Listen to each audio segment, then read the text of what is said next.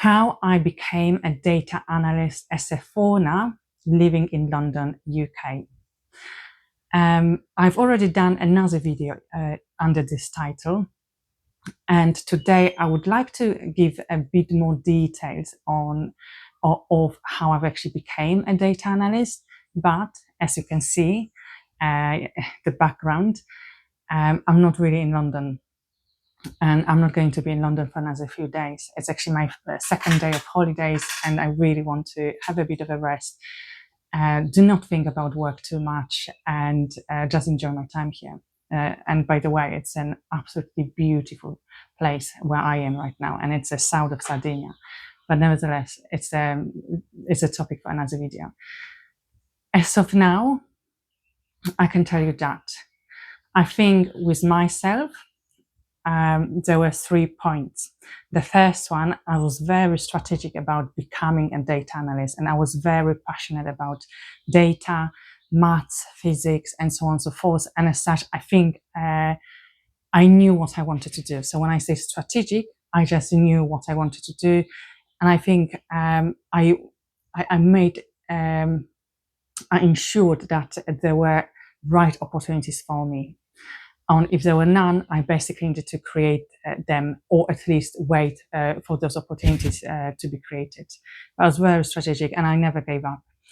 The second one is I did have right qualifications, and I guess it definitely helps, because this is how you can prove it to your potential employer that, look, I've done this and that and that, I've got a degree in this and that, or some sort of other qualifications that proves that you can work with numbers, you feel confident with numbers, and also you can work with stakeholders. Because when we talk about data analysis, granted, dealing with numbers and having this confidence of dealing with numbers and interpreting them correctly is one part of the larger role, which is also dealing with stakeholders and talking to people and explaining trends and assessing the trends and so on, and talking to them in a layman's terms.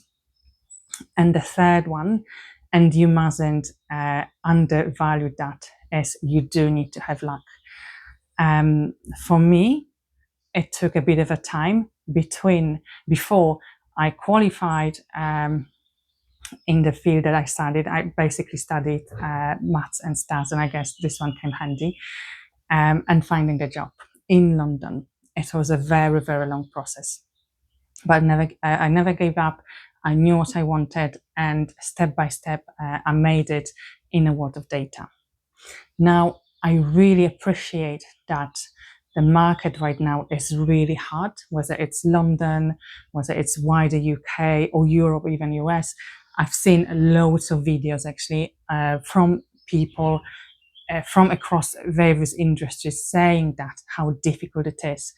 And I appreciate that. I do believe I'm hearing stories, but I'm also looking at various numbers, let it be unemployment rates, or let it be GDP growth in the UK.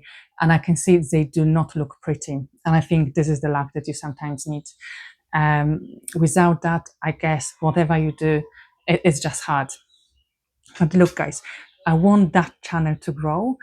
I want to share much more about data analysis, what it means to be a data analyst, what tools we use, and provide like an overview of those various fields or various companies that I covered across those very many years. And I've been in a public sector, I've been in a private sector, I also worked as a contractor. And I guess I was actually learning something new across those various sectors. So I want to give you an overview about my own experiences, what you can learn from that, what I've learned from that, and what made me appreciate particular employers, I guess, and what made me appreciate my current employer, that's for sure, and also my current team. So yes, this is a brand new channel. It only launched last week. As you can see, because of where I am, I'm not going to talk or think much about work, about studies, about professional parts of my life, but just stay tuned and just wait for more. That is it for now.